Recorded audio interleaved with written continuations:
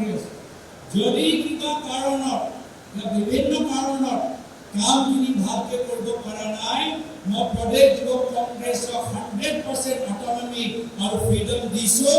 যদি ভাল নেতা থকা সমষ্টিত যদি যুৱ কংগ্ৰেছ দুৰ্বল সলনি কৰা অনুমতি মই ইয়াৰ পৰা পাইছোঁ।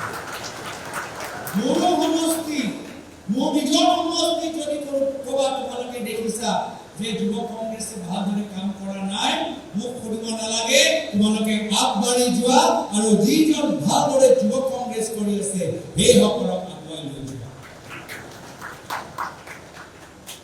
আজি আৰু কিছু কাৰণ আছে যি কাৰণত তোমালোকে 0.5 ষ্টাৰটো নাই পোৱা।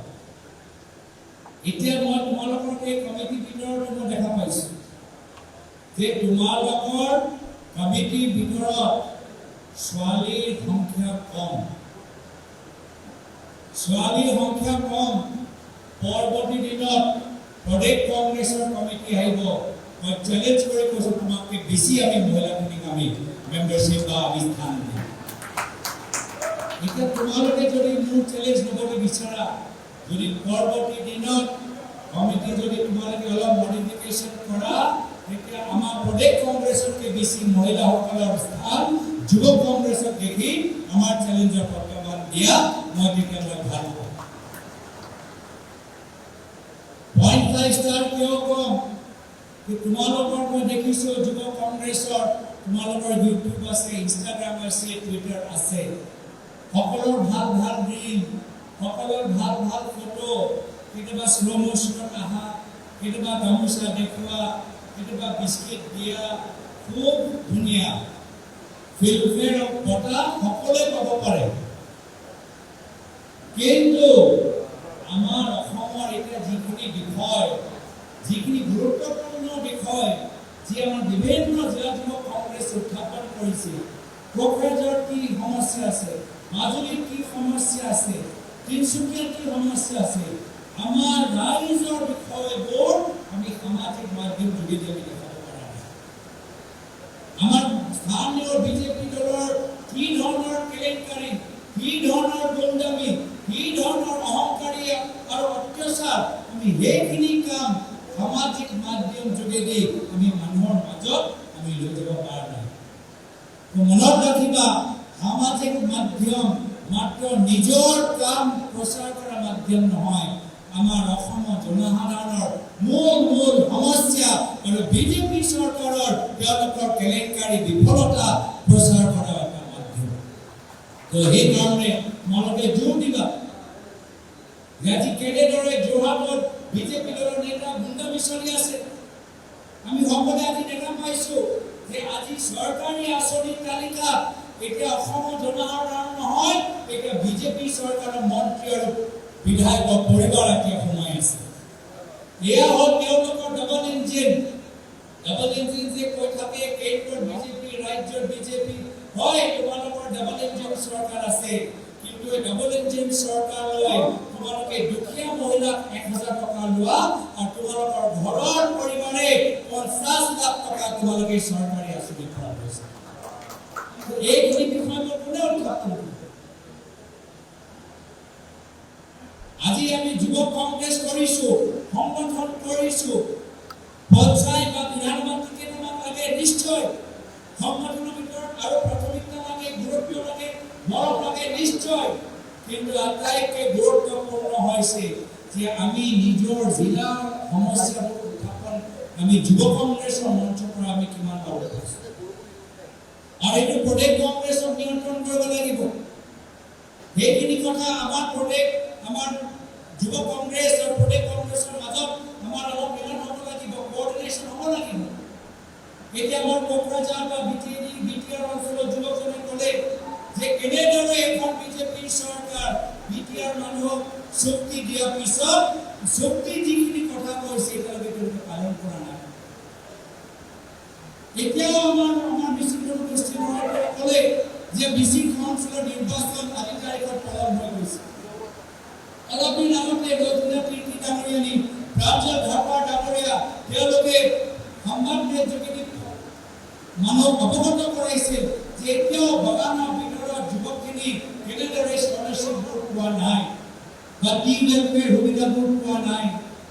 এতিয়াও আমাৰ বৰ্তমান যুৱ কংগ্ৰেছৰ ল'ৰাবোৰ কৈছে যে ক'ত ক'ত আমাৰ জনগোষ্ঠীৰ আমাৰ জনজাতিকৰণ, ক'ত জনগোষ্ঠীৰ ল'ৰাবোৰে কৈছে ক'ত ক'ত আমাৰ জনগোষ্ঠীৰ জনজাতিকৰণ। তো এয়া হ'ল আমাৰ মূল বিষয়বোৰ, আৰু সেইকাৰণে এই মূল বিষয়ৰ ওপৰত যদি যুৱ কংগ্ৰেছ, মহিলা কংগ্ৰেছ, প্ৰদেশ কংগ্ৰেছ যদি আমি সকলোৱে মিলিজুলি মাত নামাতো, তেতিয়া আমি এই বিষয়বোৰ ৰাইজৰ মাজত যিদৰে লৈ যাব লাগে আমি বিফল হ'ম। সেইকাৰণে অলপ সময় ভাল লাগিছিল যে সেইদিনা মহিলা কংগ্ৰেছে তেওঁলোকে শিৱসাগৰত গৈ তেওঁলোকে ধৰ্ণা দিছে, যুৱ কংগ্ৰেছ ধৰ্ণা দিছে, লখিমপুৰৰ নলবাৰীত জিলা কংগ্ৰেছে ধৰ্ণা দিছে।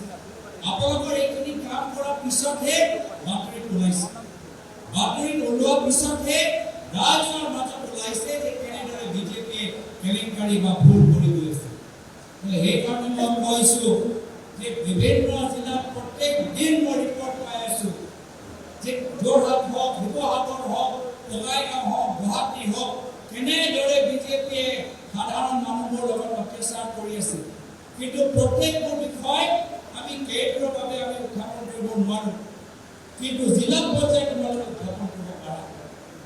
পৰৱৰ্তী দিনত ময়ো যদি কিবা ইনফৰমেশ্যন পাওঁ মই তোমালোকক পঠাই দিম। যোৱা কাৰ্যক্ৰমৰ ভিতৰত এইখিনি বিষয়লৈও এই বস্তুখিনি তোমালোকে মাত মাতা। যোৱা তোমালোকে চিৰাঙত সোমোৱা, যোৱা তোমালোকে শোণিতপুৰত সোমোৱা, তেতিয়াহে গৈ ৰাইজে গম পাব যে এইবাৰ নিৰ্বাচনী ৰণত কংগ্ৰেছে যুঁজ দিব, এইবাৰ যুঁজ এখন হ'ব। আৰু সেইকাৰণে মই বাৰম্বাৰ যুঁজৰ কথা কিয় কওঁ, যিহেতু বিজেপিয়ে বহি নাথাকে, বিজেপিয়ে অত্যাচাৰ কৰিব, বিজেপিয়ে অন্যায় কৰিব, আমাৰ যুৱ কংগ্ৰেছৰ ওপৰত ভুৱা কেছ লগাব, কিছু যুৱ কংগ্ৰেছৰ ঘৰত তেওঁলোকে পুলিচ পঠাব, কিছু যুৱ কংগ্ৰেছক তেওঁলোকৰ ৰাজ্যৰ মন্ত্ৰী যোগেদি ফোন কৰিব, কিছু যুৱ কংগ্ৰেছক পইচা লোভ দিব, কিছু যুৱ কংগ্ৰেছৰ ভাই ককায়েকৰ তেওঁলোকৰ কামৰ ওপৰত বাধা দিব।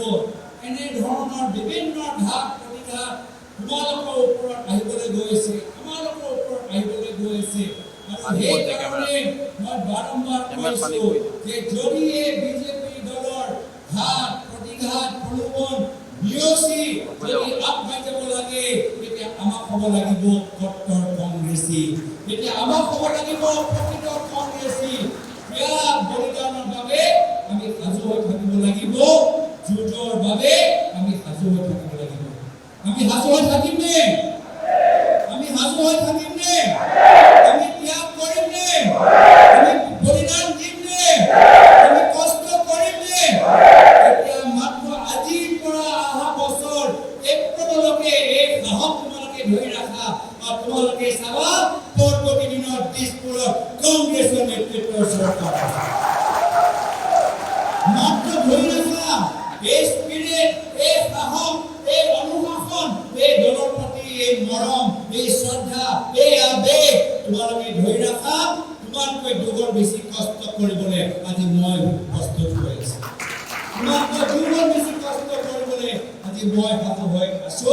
কিন্তু ময়ো নিজৰ কামখিনি অকলশৰীয়া কৰিব নোৱাৰো, ময়ো নিজৰ লগত কিছু আমাক সতীৰ্থ লাগিব, বন্ধু লাগিব, সহায় লাগিব। তোমালোকে আমাক সহায় কৰিবনে? সহায় কৰিবনে? সহায় কৰিবনে? তোমালোকে যুৱ কংগ্ৰেছৰ বন্ধুসকল, আজিৰ পৰা তোমালোকে কাম কৰি যোৱা। 10 মাহ আছে, এদিনো আমি জিৰণি ল'ব নোৱাৰো। যদি আমি 5-6 দিন যদি আমি বহি থাকো, যদি 5-6 দিন, এক সপ্তাহ, 10 দিন যদি আমি কংগ্ৰেছ কৰা নাই, বেলেগ কিবা ব্যক্তিগত কাম আমি কৰি আছো, তেতিয়া আমি এই নিজৰ দলটো ক্ষতি কৰি আছো, তেতিয়া আমি নিজৰ পদটো আমি ক্ষতি কৰি আছো। তেতিয়াহ'লে আমি নিজৰ দায়িত্ব, সেই দায়িত্বৰ প্ৰতি আমি দায়বদ্ধতা আমি ধৰি ৰখা নাই।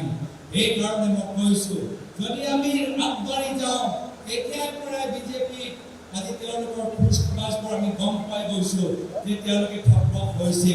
এতিয়া মন্ত্ৰীৰ কথাবোৰ শুনক, মুখ্যমন্ত্ৰীৰ কথাবোৰ শুনক, তেওঁলোকে গম পোৱা নাই যে কংগ্ৰেছৰ নতুন উত্থান লয় কেনেদৰে তেওঁলোকে প্ৰত্যুত্তৰ দিব পাৰে, আজি তেওঁলোকে গম পোৱা নাই। সেইকাৰণে তেওঁলোকৰ মুখখনৰ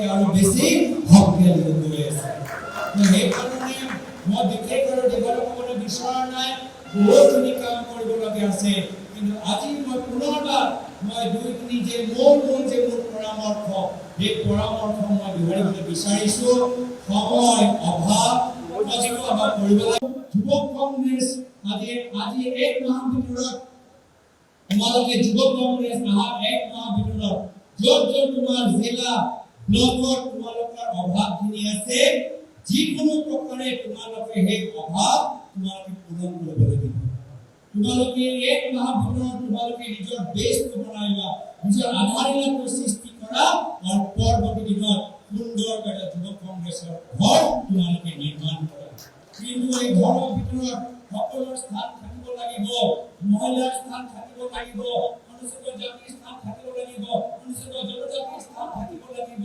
ভাষিক সংখ্যালঘু উজনি নামনি ব্ৰহ্মপুত্ৰ বৰাক কাৰ্বি বড়ো সকলোৰ স্থান তোমালোকে নিৰ্মাণিত এই যুৱক কংগ্ৰেছৰ ঘৰত থাকিব লাগিব আৰু চতুৰ্থ কথা হ'ল যে স্থানীয় জিলাৰ বিষয়ৰ ওপৰত জোৰ দিয়া তোমালোকৰ বাতৰি যদি দেখা পোৱা যে আজি নিজৰ ঘৰৰ সমষ্টিলৈ কিবা এটা বিষয় উত্থাপন হৈছে সেই বিষয়লৈ তোমালোকে মাত মাতিব যাবই লাগিব তোমালোকে মানুহৰ ওচৰত যাব পাৰা ঘৰটা দিব পাৰা মেমৰেণ্ডাম দিব পাৰা প্ৰেছ কনফাৰেন্স কৰিব পাৰা কিন্তু এটাও বিষয় ওপৰত কাম নকৰাকৈ এৰি নিদিবা এটাও বিষয়ৰ ওপৰত কাম নকৰাকৈ এৰি নিদিবা যিয়ে হওক পোষ্ট হওক প্ৰেছ কনফাৰেন্স হওক ধৰ্ণা হওক আন্দোলন হওক মানুহ ঘৰত যোৱা হওক বা ডিসি অফিচত গৈ মেমৰেণ্ডাম দিয়া হওক এটাও বিষয় তোমালোকে দিব নালাগে আৰু মই প্ৰদেশ কংগ্ৰেছ যুৱক কংগ্ৰেছক মই অনুৰোধ জনাইছো যে মোৰ ওচৰত নিৰ্বাচনৰ সময়ত মোক আহি ক'ব নালাগে যে কোনজন যুৱক কংগ্ৰেছে ভাল কাম কৰি আছে মই তোমালোকক অনুৰোধ জনাইছো যে প্ৰত্যেক মাহ তোমালোকে মোক লগ পোৱা আৰু মোক এটা ৰিপৰ্ট কাৰ্ড দিয়া যে কোন যুৱক কংগ্ৰেছ এতিয়াৰ পৰা সমষ্টিত লাগি আছে তেওঁলোকৰ ওপৰত মই এতিয়াৰ পৰা বিশেষ চকু দিম তোমালোকেও জানা যে মই বিভিন্ন ঠাইৰ পৰা মই খবৰ পাই থাকো এতিয়াৰ পৰা যদি কাম কৰা নিশ্চয়